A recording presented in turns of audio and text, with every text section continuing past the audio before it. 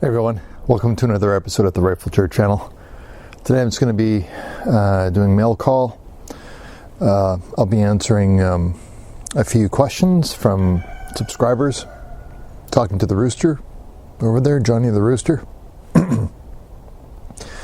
and just answering some questions. I call these videos mail call. It's an opportunity for me to actually engage with you and answer questions and just, have a dialogue. And the subject matter is generally on different videos that I've made. And let's just get started. Here we go. What's your long-term opinion of the Sauer 100? I remember you had the issue of swiping the safety, but seemed to like it a lot. It's the Sauer XT100. Yeah.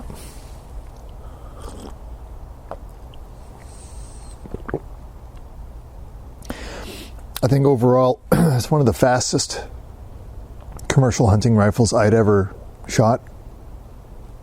I really like the magazine system, kind of a rotary magazine system, a polymer magazine. It worked really well. The weight was good. It pointed nice. But, it's February right now.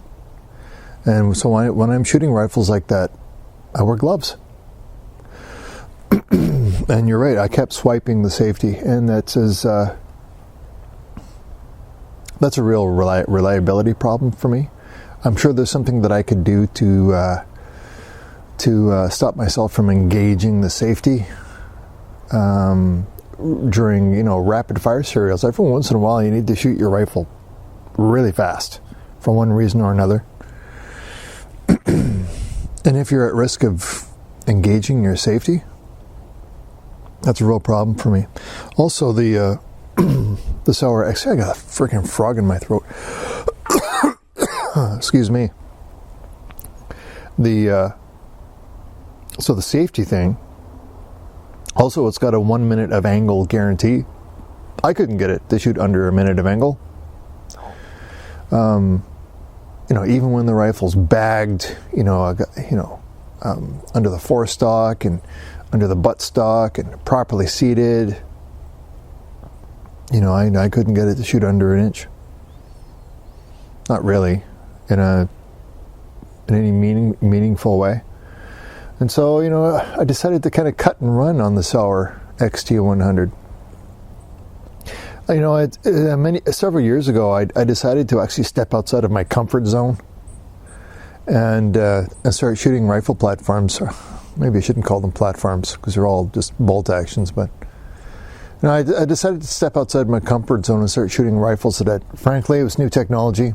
It was unproven, and I'm a little bit cautious when it comes to trying new things. First of all, rifles are expensive. Ammunition is expensive. Ancillary equipment, slings, scopes, rings, spare magazines. When you find something that works, you got to really honestly invest yourself in it. Like I've obviously done that with Lee Enfields, Mauser 98s. I love those rifles. They're so great, and they always seem to work. But I start getting outside of my comfort zone when it comes to some of this new technology. Now, the Sauer XT100, I think that's what it is. The XT100, is that right? It's definitely there's some pros and cons for that rifle. But I settled on, even when I went to the Tikka T3, that for me was new technology, stepping outside my comfort zone. I didn't like it, I didn't want to go there. But I tell you, I have absolutely no regrets whatsoever from going with the Tikka T3. And hands down, if I were to put the Sauer and the Tikka next to one another, I'd always pick up the Tikka. I tried the Bergara. What do they call them? Basically the Remington 700 copy. Okay, so I went there. I tried the Bergaras. Well, I tried one, the Bergara Hunter. And the bolt knob started to unscrew, and doing bolt manipulations, the bolt knob would be loose. And so I got to Loctite that in place, and then I started having difficulties feeding getting ammunition into the rifle, hand feeding it, hand loading it, it would always hang up on me. I suppose those are kind of behaviors that I could fix. But I think it's kind of like trying to teach an old dog new tricks. I guess I'm an old dog now. Again, it's a pain in the ass to load. I'm not into that. I want to load it. I want to shoot it. I don't want to Mickey Mouse around with it. Now, if you've got a Bergara that is a magazine fed rifle, I'm sure that probably eliminates that problem. But this was a fixed 4-plate, and so you had to manually hand feed ammunition into it. I didn't like that. What other new rifle platforms have I tried? There's been a bunch. But honestly, the truth of the matter is for me is that other than the Tikka, I've gone back to Mauser 98s and Lee Enfields. If it ain't broke, don't fix it.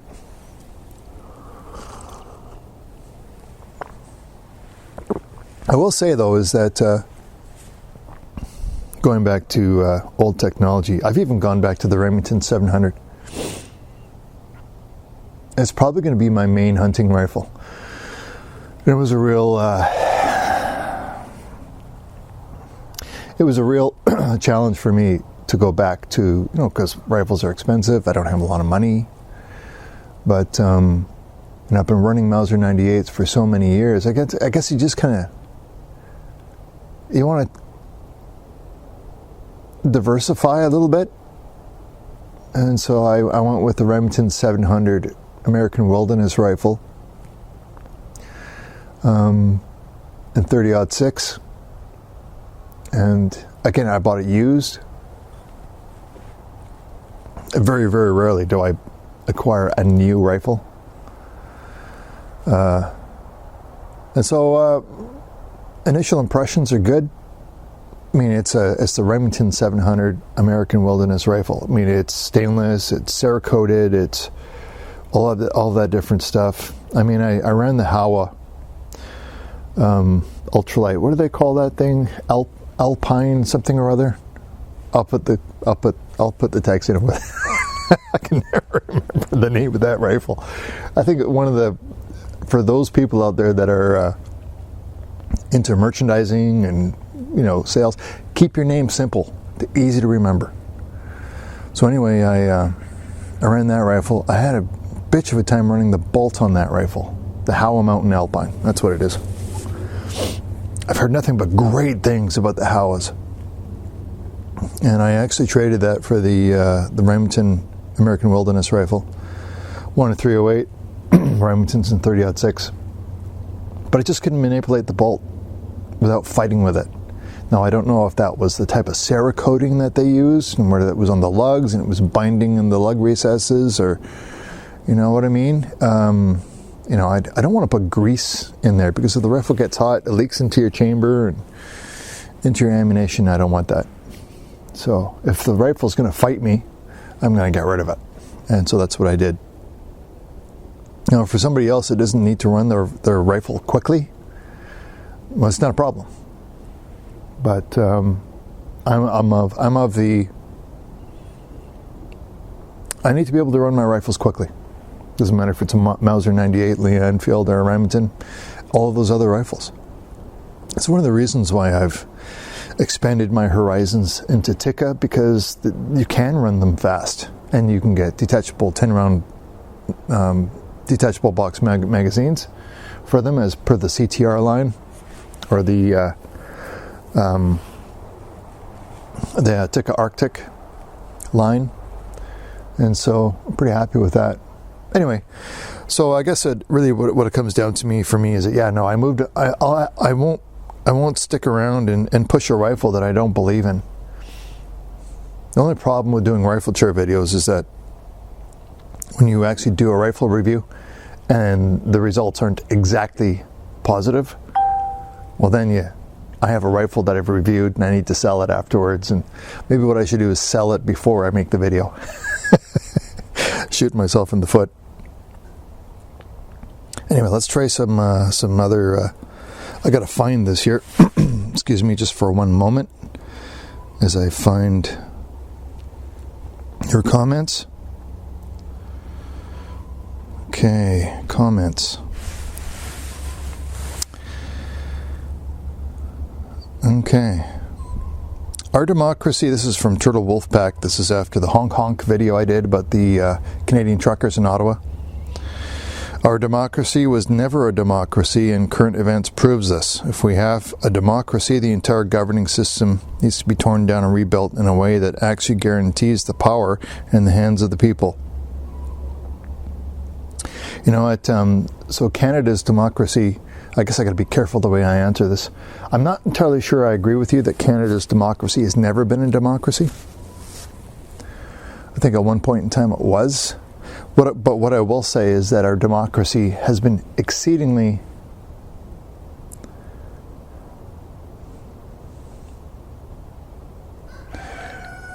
ineffective. In the House of Commons, in our Parliament, I have sat and watched since 2015 during question period, and I don't think I've heard a single question actually answered. They just do this kind of dance around the question. They have these scripted answers, and it goes back and forth, and there's absolutely no clarification. There's absolutely no resolving issues, and it's just been incrementally getting worse over the years. There's no accountability with the Liberals, especially. There's no accountability. Been found, it's how many times do you need to be charged and convicted of ethical violations? There's no accountability. Nothing happens. You're privileged because you're a politician.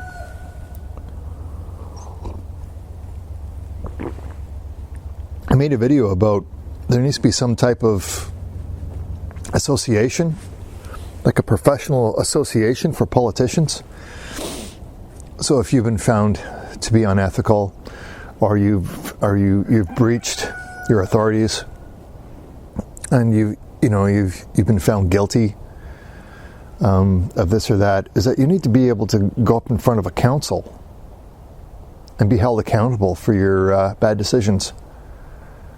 Whether it's being in the, getting indirect payments or getting indirect monetary compensation of some type, different benefits while you're in government, conflicts of interest. Even if it's a perceived conflict of interest, it needs to be taken serious. Very, very serious. We've never seen the extraction of wealth from Canada and its citizens like we have since 2015. It's almost like there's a vacuum cleaner and all the money that we have is just being sucked up and shipped out somewhere. Just disappears. Contracts that have been signed with companies, and there's no deliverables. Where's the deliverables? Where's the infrastructure spending? Gone. Millions and millions and billions of dollars gone. And of all the, in Canada's history, Justin Trudeau's government has spent more money than all other previous governments in history combined since we became a confederation. Anyway, so I get what you're saying, but let's be honest. Canada's democracy needs a total overhaul. Total overhaul. No doubt about it. With the truckers in Ottawa, it's not just this this mandates thing. I know that's what they're there about, but it's ending the mandates, being locked in your house for 2 years, not making any forward progress, just seeing the slow decline of your country while its wealth is being extracted from it. Nobody wants to feel like they're living in a prison. Well, that's what Canada's turned into, and so that's the reason why this is happening. Now, I know lots of people are totally opposed to it. No, they're anti-vaxxers. 90% of them have the vaccine. They're not anti-vaxxers. They're against all of these mandates these lockdowns. This it's not a slow erosion. It's going super fast forward. Okay, and either we're a free nation state or we're not. Right now we're not. And we haven't been for a long time. I mean, even our standing committees on all of the different agencies, departments in the federal government, they're investigating huge issues, fraud, allegations, and all this different kind of stuff. And I didn't know that the Prime Minister had the power to do this, but he shut them all down by calling an election that he won, barely. It cost $610 million to essentially have a government that is exactly the same as the one before the election. But he called an election just to shut down the committees, and they haven't flashed back up yet. I mean, it's like banana republics. This is what banana republics do. Canadians are pissed. And justifiably so. Okay. I've got a Ruger Scout with a Vortex intermediate scope. However, I like iron sights best. But my eyesight is not as good as it once was. This is on the Tikka Arctic cost-benefit video. My eyesight is not as good as it once was. Yeah, you and me too. I have to wear glasses. I have to. I have to wear glasses when I'm shooting. I can't make out the target without it. I've been thinking about laser eye surgery, but I got a real phobia when it comes to eyeballs. And like I've always had safety glasses, and anywhere where there's a possible coil of steel or wire coming off a lathe or something like that, man, I'm just PPE'd right up. I protect my eyes. But no, my eyesight is definitely going down the tubes. I'm not quite sure how that's going to impact the channel, because you want to be able to shoot accuracy tests and then show people, yeah, this rifle can shoot, or no, that rifle can't shoot, and not have people doubt, oh, riflery just can't see. Now, but with glasses, I can see just fine.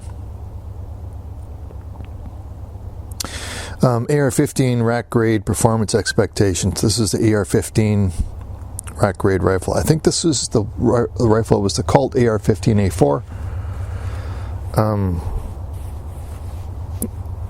And boy, did I ever love that rifle. I wish I still had it.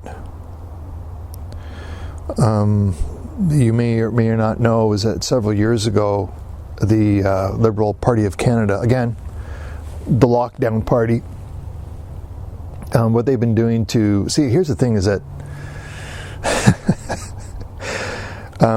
Canadians are now experiencing what it's like to be a gun owner. To have the government constantly breathing down your back. Threatening you, to be honest with you. If you're a Canadian firearm owner, you've been living this for years and years and years. Having your property taken away from you. And for us, the OIC, I think it was, when was it, 2019? Anyway, they essentially made all AR-15 derivatives, or anything that looks like an AR-15. It doesn't even need to function like an AR-15, just if it looks like an AR-15. And all kinds of different, permutations of that. And they made them prohibited to own, saying that they're going to, they call it a buyback. Well, my rifles weren't for sale, so how can it be a buyback? It's just simple confiscation. They'll probably give us 10 cents on the dollar for our initial investment. But it's not just that. It's the system that you invest in. It's the magazines, it's the ammunition, it's all the other things that go along with it. All of your gear. Like I used to do service rifle shooting. Well, they totally killed that. Canada was a leader in the world when it came to service rifle competitions. Canadians take their marksmanship very, very seriously. And with one sign of a pen, Liberals took it all away.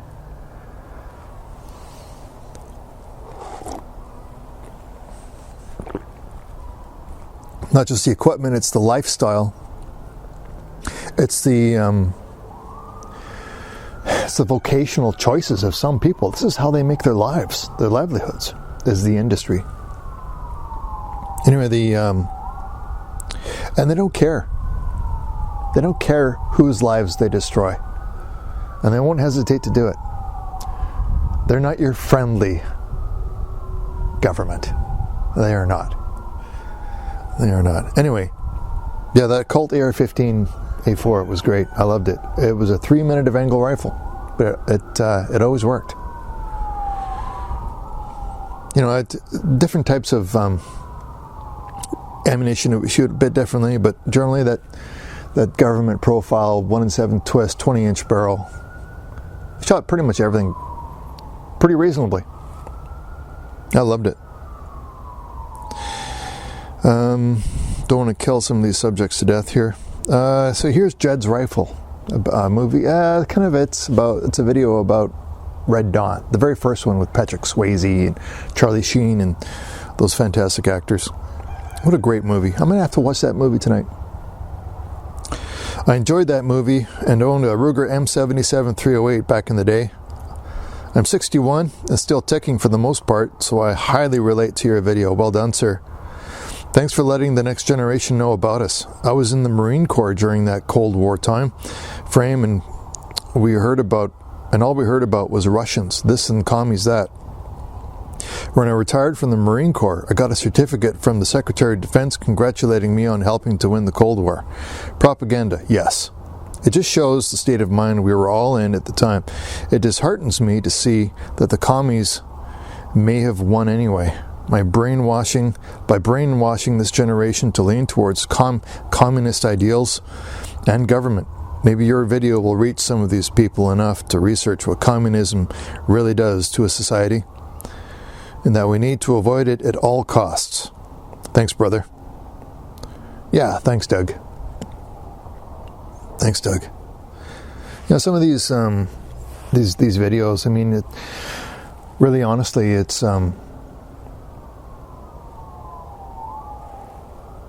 you know, small communities. Here's the thing: is that I think so many places, especially the large metropolitan arenas, they don't have a sense of community. You know, people are an annoyance. People just want to get away from people. If you live in kind of a rural neighborhood, you have a sense of community. You'll stand up for one another. You're on the same team. You can call that patriotism if you want. But if communism does anything, it erodes that. You lose that trust. Because you don't know who's going to be spying on you and reporting you.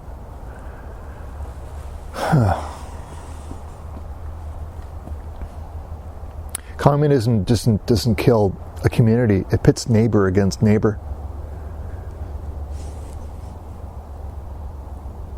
And we're seeing that in droves, aren't we? I mean, it's now it's left and right. It's liberals or conservatives. It's Democrats against Republicans. They're just constantly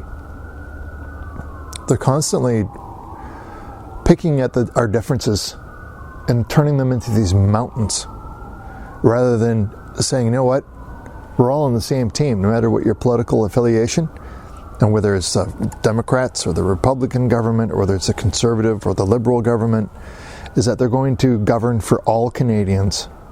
And they're not going to do what our governments are doing, which is using the power of their office to weaken their political adversaries. And that's what they do. That's what's happening now. And I'm so sick of it. Again, going back to the trucking convoy, they're sick of it too. You know, you're supposed to govern for all Canadians. Even the ones you don't particularly like or agree with. And that's not what they do. The Bianchi M12 Universal Military Holster and Beretta Fun. That video is an old one.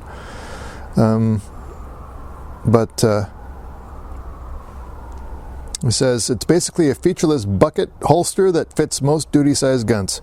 It's not a field battle holster. It's not a concealment holster. This holster is designed to protect your secondary weapon whilst using your primary weapon. The flap is designed to protect the weapon. Military field holsters are not for quick draw use. Yeah, I agree with that. One thing I noticed about it, though, is that the Bianchi M12, if you have any rail accessory or rail on the frame of your pistol, it won't fit. Which kind of sucks, because almost all pistols have that rail feature on them now.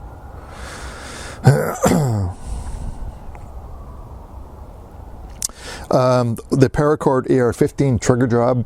This question, I don't get it. Mil-spec triggers or factory triggers, I never had any issues. I think people just need to practice more instead of cutting corners.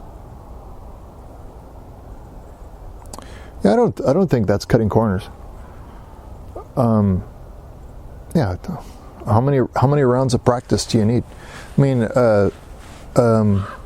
more rounds the better. But with ammunition prices the way they are, if you can actually cut your groups in half by spending 30 minutes in front of your TV with a piece of paracord, slicking up your trigger, but just by, in a safely, you're not dry firing, you're just running that thing back and forth and just getting any grit out of there. If it's a brand new trigger, it's probably got machining marks on it. You just polish it up a little bit, inducing natural wear, as if you were actually shooting ammunition out of it. This is the whole purpose of it, right? Why not just spend 30 minutes in front of your TV instead of, burning up $250 worth of ammunition?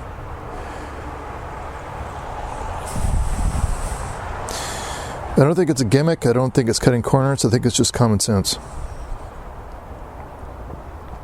The Ruger American Ranch 7.62x39. This is the Cabin Fever Challenge 2021 video I made last year. How does it compare to the CZ 527? Which rifle is shorter? I don't know.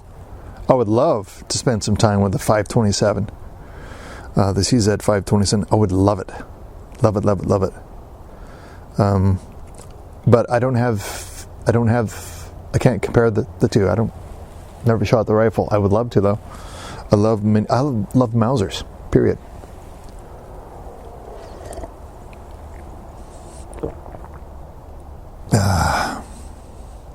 The Winchester M71. Oh, I will say about the Ruger American Ranch, though, is that I've Go Big Tactical here in Canada. I acquired an extended bolt handle for that rifle. It's a bolt knob and a bolt handle combination. You can unscrew it, put different bolt knob patterns that you want on there, because the Ruger American Ranch has a very small bolt knob on it, and I was finding that, especially with gloved hands, is I'd slip every once in a while trying to shoot it quickly. So there isn't a lot of surface area for you to grasp when you're shooting that rifle, and so I went with that, and it's essentially eliminated the problem, and I really like it. I chose a far larger bolt handle, though, I think, than what I should have chose. It kind of looks unbalanced a little bit. It looks like, whoa, that's a really big bolt handle, but I'm not going to have any problems anymore. It's longer, and I'll show you pictures of it. You'll go, wow, okay, maybe I should have chosen a smaller bolt knob, but I just wanted to make sure I wasn't going to have the same problem anymore. It could also be because the Ruger American Ranch that I'm running is running, actually, it's mini 30 magazines, 5-round mini 30 magazines out of it. The spring tension on it is really pretty stiff. I mean, those magazines were made for the Ruger Mini 30, a semi-automatic rifle, which is, again, prohibited here in Canada now. Bastards. And also, I think that maybe running steel-cased ammunition, it's just not great for bolt action. That's been my experience. They're really made for auto-loading rifles. So, I'm trying to compensate for that by running this larger, oversized bolt handle. If you could only own one rifle, I'm still getting lots of comments on that. That's when Yodad, Tudenom, and I were out hunting. It was October 2017. And we were in a wall tent hunting moose. And we had just,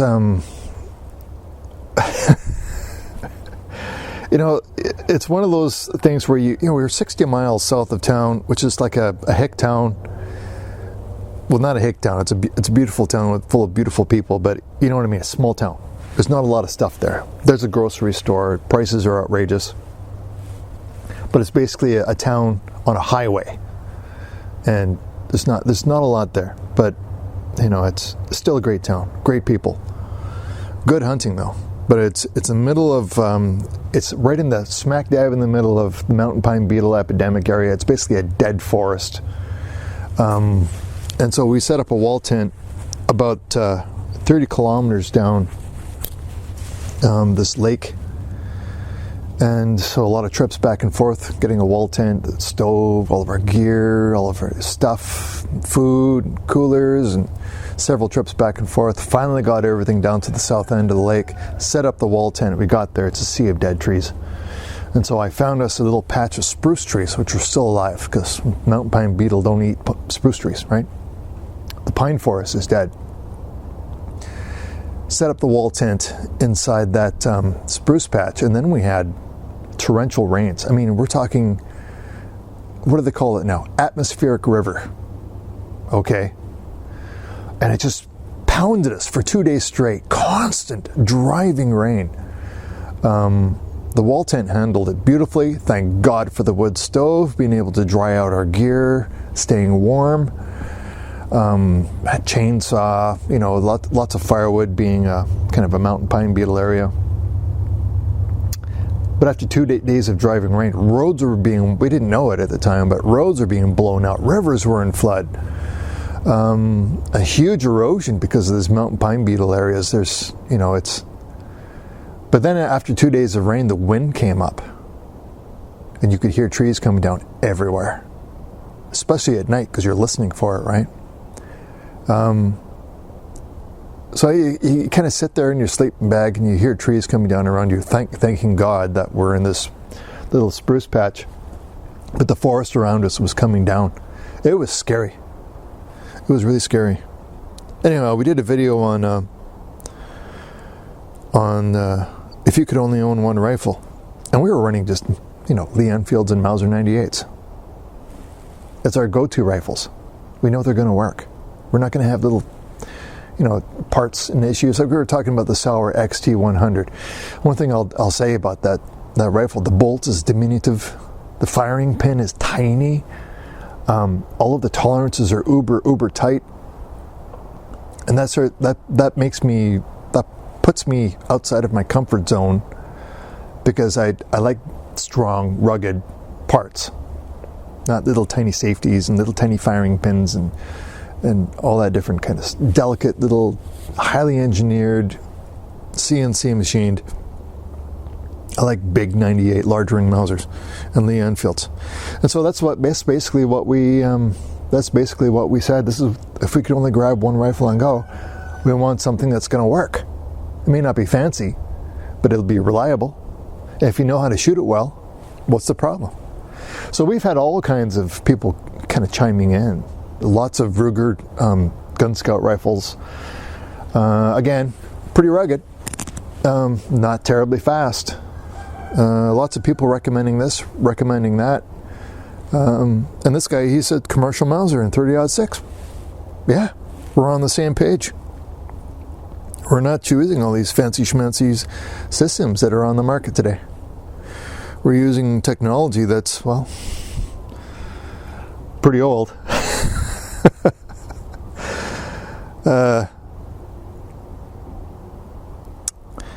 What's another video here? I haven't made a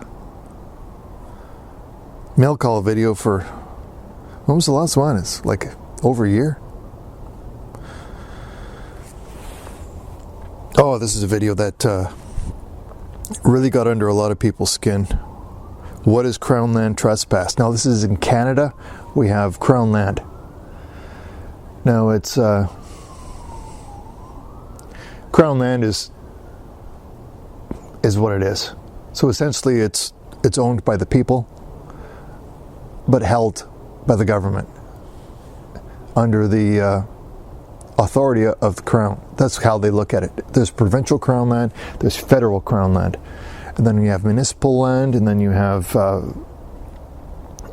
reserve lands, and you have treaty lands, all this different kind of stuff. And so what is crown land trespass video? It's really got under a lot of people's skin. They don't like it.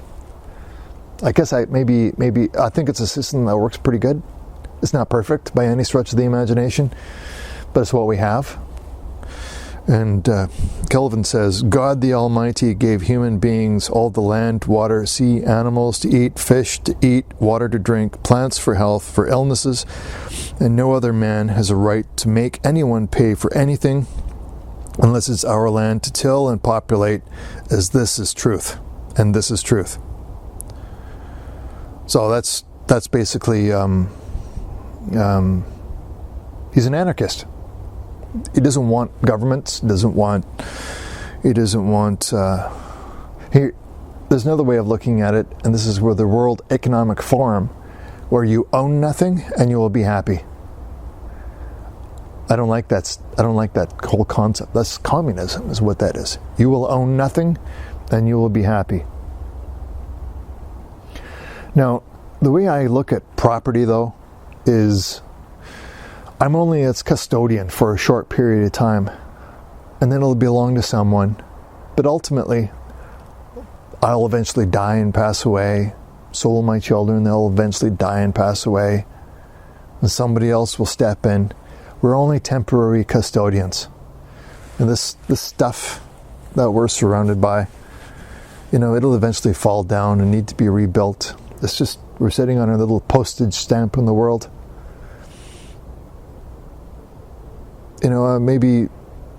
Maybe you're right. We're only here for a finite period of time. And it's a system that we have to regulate what we do and how we own it. I think it works pretty good. It's not perfect.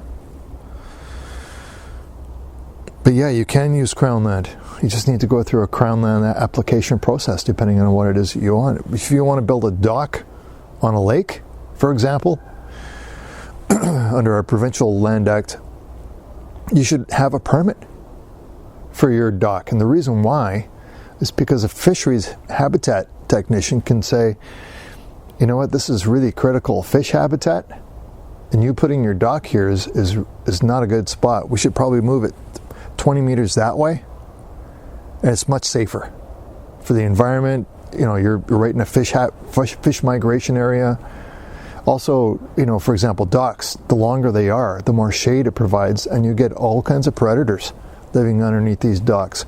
And you get sockeye and salmon, juveniles and smolts trying to get from the rivers out to the larger rivers. They migrate out there, and these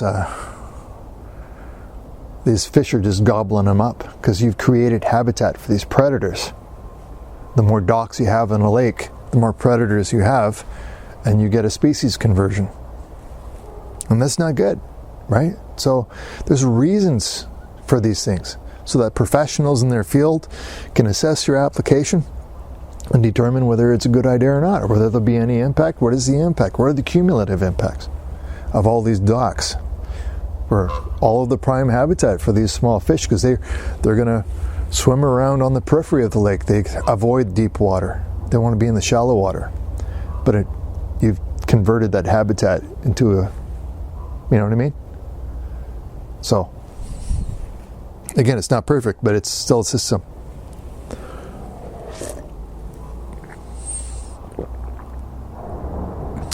Okay. Let's answer a few more questions, and we'll call it a video. Mows and the Gants, tough, just like Russians. Yeah, this is a video about the Mows and the Gant. In this particular example, I was using the Model 9130 PU Sniper, and basically just talking about why I think they're great rifles. Again, tough, like Lee Enfields. I mean, like Mauser 98s, Mosin Nagants.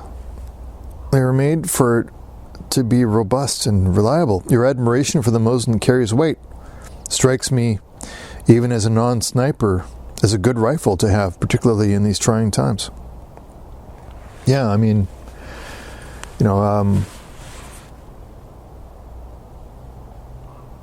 trying times they are indeed. But I think that there's a change coming, and it's not just a local change; it's a worldwide change. For once, Canadians are actually leading the charge right now.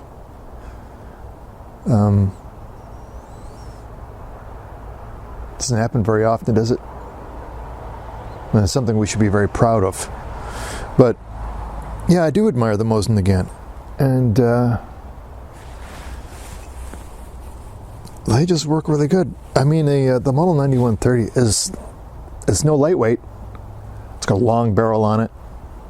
It seems to shoot everything really well. It depends what you're looking for and why you're looking. I mean, what specifically do you want from a rifle?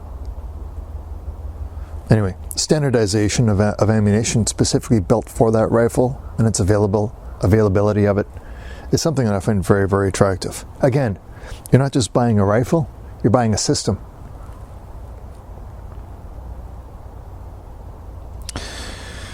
Okay,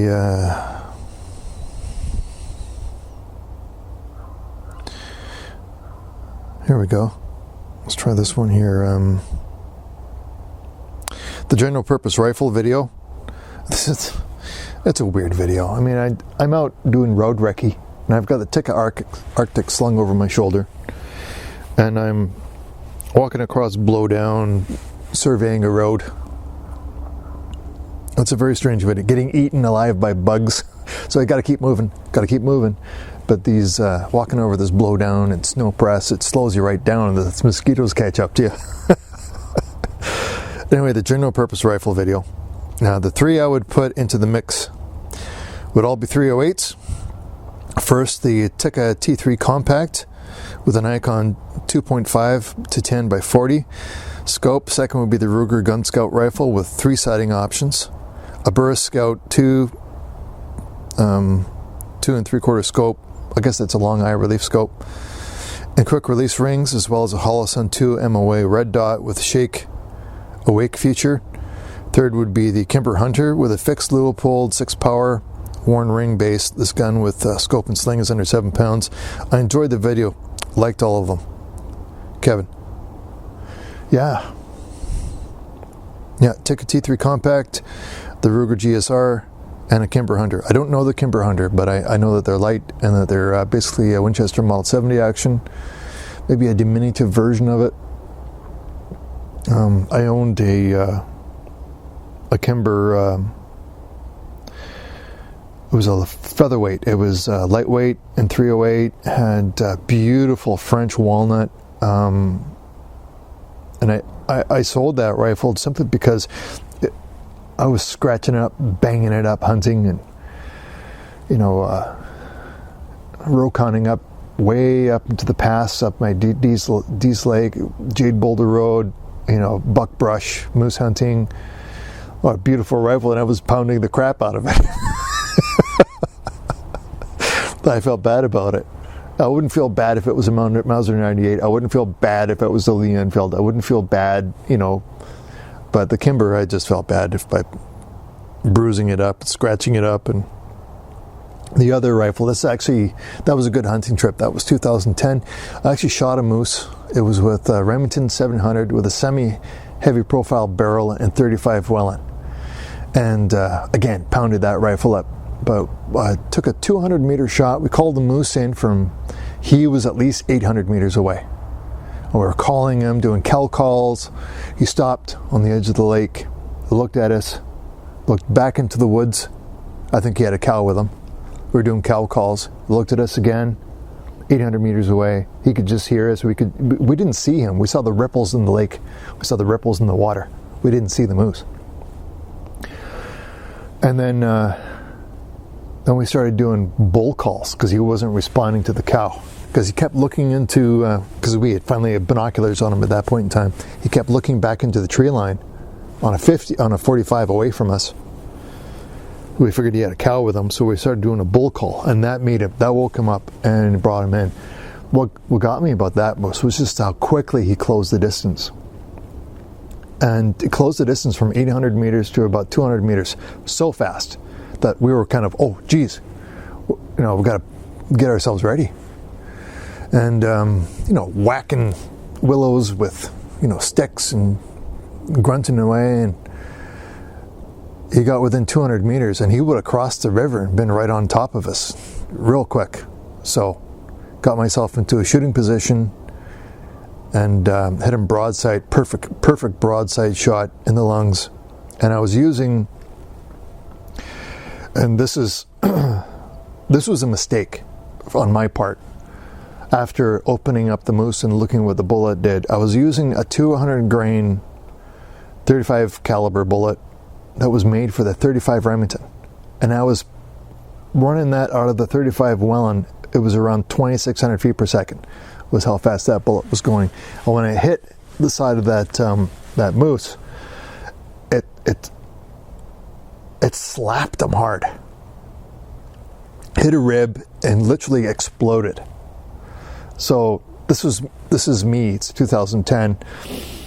It was a stupid mistake of mine because that bullet did not hold together.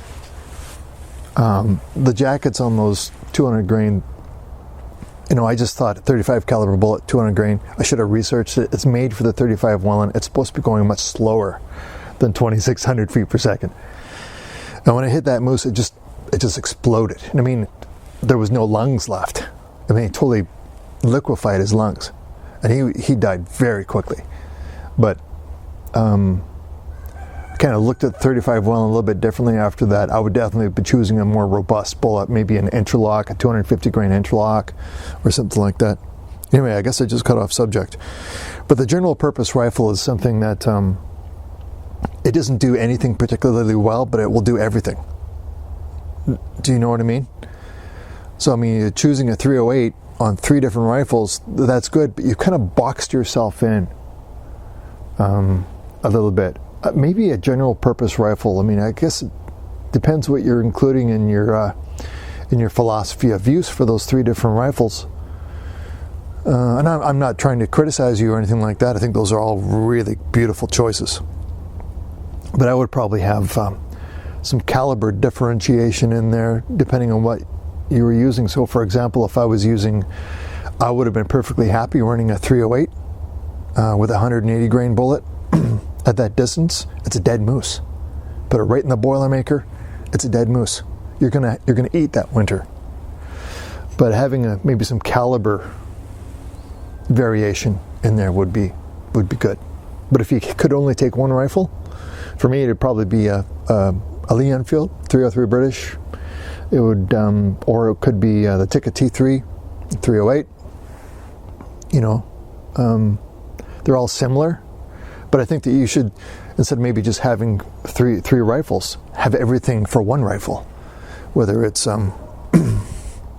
reloading options, how are you going to keep it fed, how are you going to maintain it, how are you going to get parts, general purpose rifle. How easy is it to field in the bush for extended periods of time? I'll answer one more here. Is your milsurp sporterized? So this is a video about that I made, was it 3 weeks ago?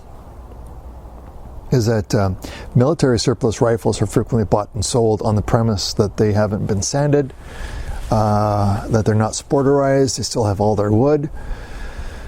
None of the metal's been cut back. Nobody's taken an angle grinder to the wood and have a cloud of sawdust because they're trying to sand out all of the bruises and the scratches and stuff like that. So, but how much modification is required until your rifle is sporterized? It could still even have all of its wood on, but is it sporterized? Have you sanded the crap out of the wood? All this different stuff. Great video, thank you. I would consider all of these fine arms to be personalized. That's the word you use, personalized. Except for the Parker Hale conversion, which is definitely a factory sporterization of a Lee Enfield. Yeah, that's an interesting way of looking at it. Personalizing your rifle, but it's still original. Not sporterized. So I mean, it's terminology.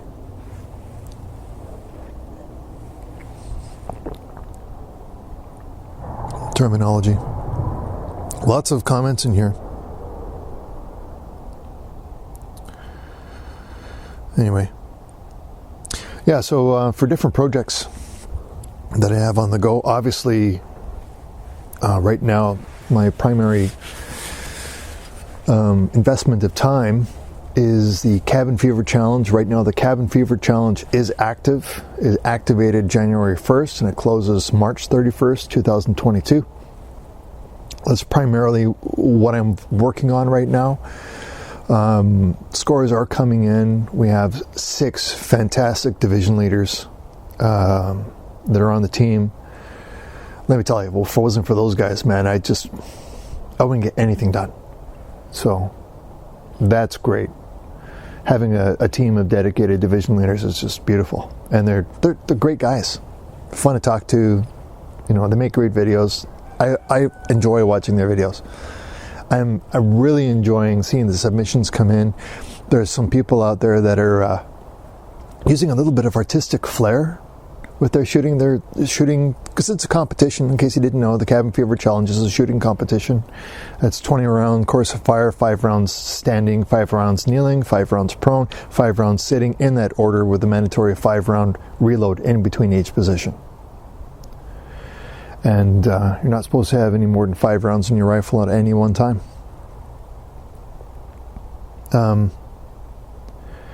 Yeah, no, it's a fun shooting competition. It's positional shooting, it's unsupported shooting, and you film yourself doing it. It's an online shooting competition. You can enter.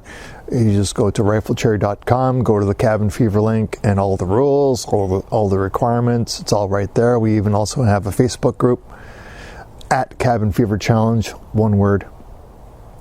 And you just make a post. We'll have a conversation. If you have any questions, we can answer it there, and we can have a discussion, have a conversation. And it's interesting. It's fun. There's some headline YouTubers that are, really interesting people that are gonna be making submissions again this year. So I'm really looking forward to it. And the submissions are fun to watch. Some people put a little bit of artistic flair in them to make them interesting, a little bit of cinematography. Some people will put a uniform on, a period correct uniform to shoot their rifle, and it's just fun to watch. And it's fun to take part in. And honestly, I think all of us, to one extent or another, can need to get out and breathe some fresh air. And I'm no different. I need to get out and do it too. Anyway, that's my primary focus right now for videos. Although I have all kinds of things set up and ready to go, I just need to go do them. I need to get off my tuchus and do it. But I haven't, because of other things. Anyway, folks, I hope we're all doing great.